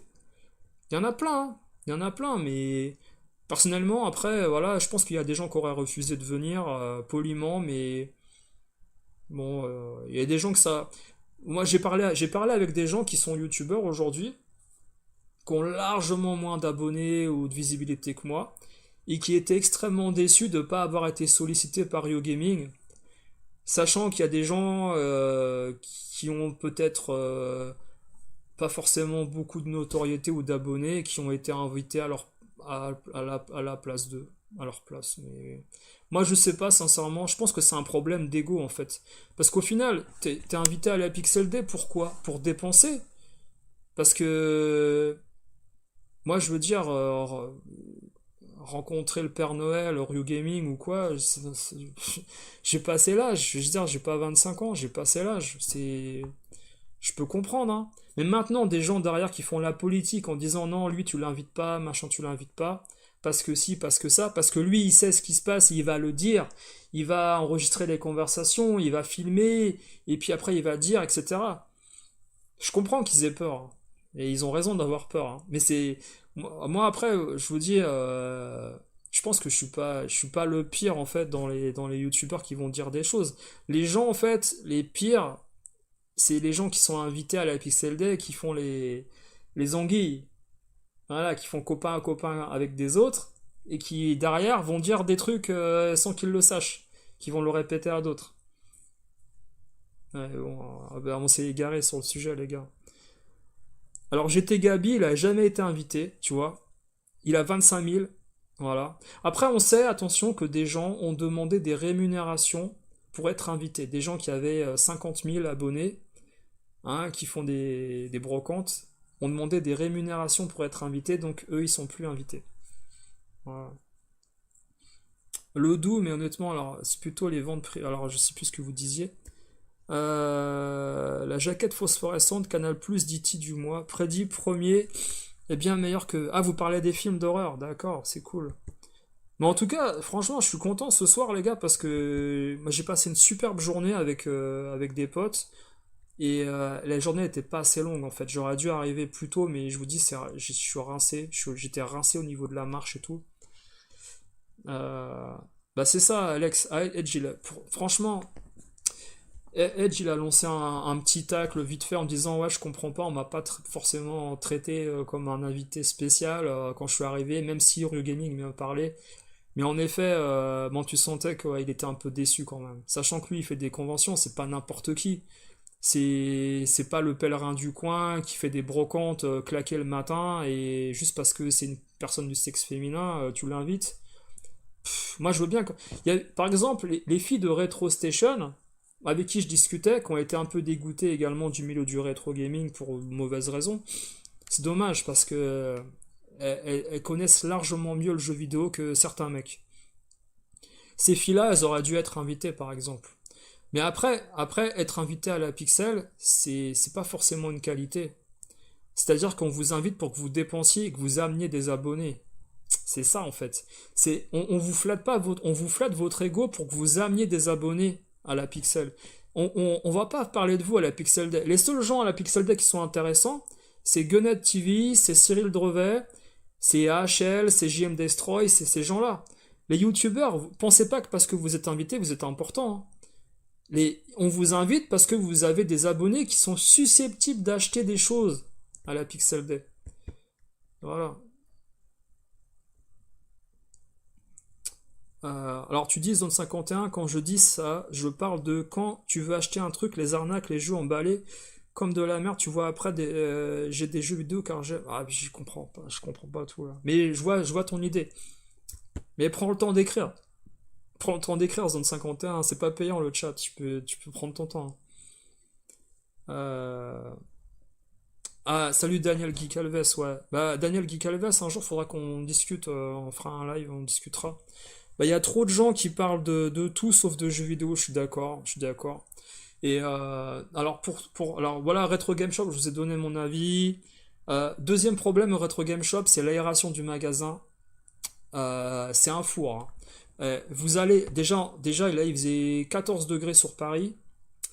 J'avais eu Thomas en visio qui est en Espagne avec David là de Full Set. On a fait un visio à 3 dans la boutique et il montrait le soleil d'Espagne. Je lui disais en rigolant, attends, il y a un nuage qui est passé là, je vais te montrer République, tu vas voir, il y a du soleil aussi. Le temps que je sorte, le nuage il était revenu, c'était mort. Mais pour vous dire en fait. Le Ah, la boutique Retro Game Shop, il n'y a pas d'aération. Elle t'étouffe. T'étouffes. Faut ouvrir la fenêtre, faut ouvrir. Je sais pas, il n'y a pas de fenêtre. Je sais pas. Non, mais, non, mais après, sincèrement, je pense il a un bon concept, Régis, mais il faut que quelqu'un lui dise que. Arrête, non, faut ranger un peu. Range un peu, je sais pas moi. Faut ranger un peu. C'est pas. Moi, je veux dire, on a un pouvoir financier autour de plus de 40 ans, on a un pouvoir financier. Aujourd'hui, vous avez vu, je me suis freiné, j'ai acheté certaines choses à certains prix dans plusieurs boutiques, mais j'aurais pu dépenser 200 balles dans une boutique. Rétro Gameplay le matin quand je suis arrivé, putain, mais tous les jeux que je voulais, que j'avais déjà en loose, que j'aurais pu racheter à 40 balles d'occasion, je l'ai pas fait. Mais vous me faites ça, vous me faites aller chez Retro Gameplay après les fêtes de Noël, quand on allait à prime du 13e mois et tout ça, là. C'est notre histoire, hein, en fait, hein. Là, j'ai pas trop les sources financières, je me suis calmé, mais on est des gens avec un pouvoir financier, si vous voulez. Et le fait que la boutique, ça soit bordélique, t'étouffes, t'as mal au crâne, tu dois passer à la caisse, il y a la taxe Wawa, et ça fait beaucoup, hein. Enfin, ça fait. C'est dur. C'est dur, c'est dur. Donc après, voilà, après, on a terminé.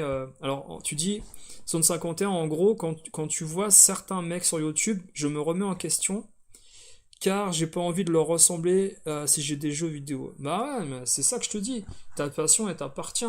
Moi, j'ai jamais essayé de copier les autres dans ce qu'ils faisaient, hein. Je vais pas mettre des gants blancs et montrer un jeu Super Famicom et dire, regardez ce jeu, le gameplay il est exceptionnel.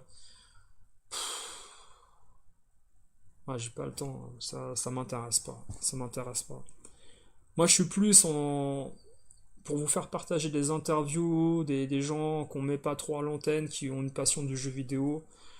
Ça m'intéresse pas en fait de montrer des boîtes et tout ça. Mais pourtant, en fait, faire des brocantes, tu ferais beaucoup plus de vues en fait que de faire des interviews de gens du métier, hein. Ah ouais. Je fais rapidement.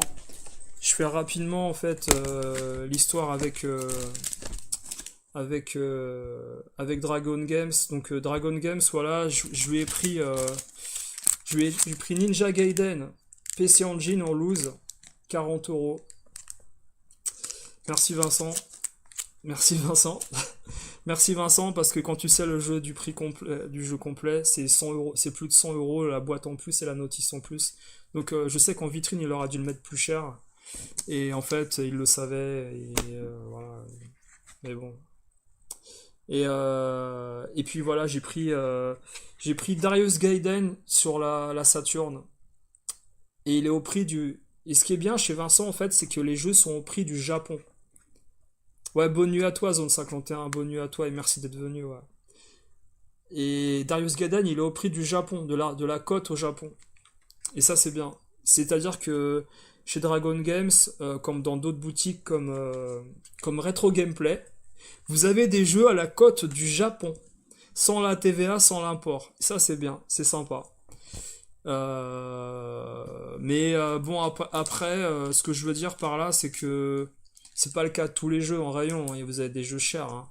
Par exemple, il vous parlera de ça, mais ouais, je vais pas spoiler non plus les jeux qu'il a achetés, Matt. Mais il a acheté un des Sonic qui étaient les plus chers sur Mega Drive en japonais. Voilà. Voilà, voilà. Ouais. Bah Ninja Gaiden, moi j'ai la jaquette réimprimée. J'ai la jaquette réimprimée, donc j'ai la U-card, ça y est. Et j'ai la boîte CD audio vierge. J'ai une boîte CD audio vierge que je vais utiliser pour Ninja Gaiden. Après, j'aurai pas le verso de la boîte PC Engine, mais je m'en fous en fait. Sachant que la boîte et la jaquette, la vraie jaquette PC Engine, c'est 120 euros. Parce que le jeu il coûte 160 euros, le Ninja Ryukiden là. PC Engine, il est extrêmement cher. Il est extrêmement cher. Voilà. Enfin voilà les gars. Et donc voilà, après je vous en parlerai plus de Dragon Game. C'est vrai que le live il était long. Et je pensais faire sincèrement au début je pensais faire 2 heures et en fait on a parlé de plein de choses. Mais je pense que c'était intéressant, on a bien rigolé. Et on a parlé pas mal de choses. Et on reparlera de la fin de journée et tout avec Matt et puis Big. Voilà, voilà les gars. Bah écoutez, hein, qu'est-ce que je peux rajouter sur Dragon Games? Ben, on est resté 1 heure et demie. On s'est passé très vite encore une fois. Et puis, il avait beaucoup moins de jeux que avant la Pixel DS, c'est sûr et certain, on le savait. Il m'a raconté un peu la Pixel Day pour vous raconter un peu les coulisses, c'est que ils ont été obligés d'acheter leur propre table pour mettre leur stand et les étagères. C'est dommage quand même que Ryu il prévoit pas forcément déjà des établis et puis des étagères pour mettre les trucs derrière. Je sais pas moi. Avec tout l'argent qui se fait avec l'organisation de la Pixel Day. Alors il m'a dit qu'en effet, voilà, le samedi, les gens ils regardaient les trucs. Et puis en fin de journée, ils ont commencé beaucoup à acheter. Ils ont bien vendu. Et le dimanche, par contre, les gens, ils ont raflé, mais tout ce qu'il y avait, même des jeux vraiment moyens, ils prenaient tout. Sachant que les gens, ils pensaient en effet qu'ils pourraient pas, en fin de journée, avoir ce qu'ils avaient vu le matin. Donc le dimanche, bam, bam, bam, bam, bam, ils ont énormément acheté, les gens. Énormément. Il y a des gens, ils ont acheté également des trucs à 800 balles, 500 balles. Et par contre, ils m'ont dit clairement que les gens qui mettaient beaucoup trop cher les jeux sur leur stand, genre, allez, ouais, 40%, 30% plus cher que la cote, ils vendaient rien. Ils vendaient que dalle. Et sinon, voilà, ils l'ont dit aussi le problème qu'il y avait à la Pixel, c'était le bourdonnement dans les oreilles en fin de journée. C'était épuisant en fait, la caisse de résonance qu'il y avait à la Pixel avec tous les clients. Mais ils ont rencontré des gens sympas et ça s'est bien passé. Et ils ont extrêmement bien vendu. Il m'a dit, pour vous dire, euh, qu'est-ce qu'il m'a dit pour le rapport, je crois, attends. Euh, il m'a dit, le dimanche, il a vendu. Qu'est-ce qu'il m'a dit? Attends, le rapport, je sais plus s'il m'a dit. Il a vendu le dimanche autant de jeux qu'il vend dans sa boutique en 1 semaine ou 2 semaines. Un truc comme ça, je sais plus. Un truc comme ça. Enfin, le dimanche, c'est parti énormément les jeux. Mais ils ont pas pu. Le point négatif après de la Pixel, c'est qu'ils ont pas pu en fait voyager sur les autres stands, voir ce qu'il y avait à vendre et tout. Ils pouvaient pas se déplacer parce qu'il y avait à chaque fois des gens qui demandaient des trucs, ce qu'ils voulaient, tout ça. C'était impossible de se déplacer. Voilà, voilà. Bah écoutez, voilà les gars. Bah écoutez les gars, je vous dis bonne nuit. Hein. C'était le live le plus tardif du monde. Mais pour ma chaîne. Mais j'ai fait pire une fois, j'ai fait un live de 4 heures qui avait commencé peut-être à 20 heures, qui avait fini à minuit. Mais cela dit, voilà, après, voilà, c'est histoire à chaud de vous raconter l'expérience, même si je pense que j'ai oublié plein de choses. Et dans le prochain live, je vous promets, mardi prochain, il y aura des vidéos sur notre journée à République, et puis des prix, je vous montrerai les prix, je vous montrerai des trucs que je vous ai pas montré ce soir. Voilà, voilà. Ouais. Bah écoutez les gars, bonne soirée à tous, et puis portez-vous bien, reposez-vous bien, profitez de vos jeux, hein, comme je vous dis souvent. Hein, et puis regardez des chaînes que vous aimez, voilà. Si vous aimez pas certaines personnes, qui vous véhiculent des mauvaises idées sur le rétro gaming et des mensonges, ne les regardez pas. Comme ça servira à tout le monde, hein, voilà. Parce que justement, ils auront moins de visibilité et ils véhiculeront moins de choses à un nombre de personnes, voilà. Voilà. Allez, ciao, ciao les gars. Bonne nuit à tous.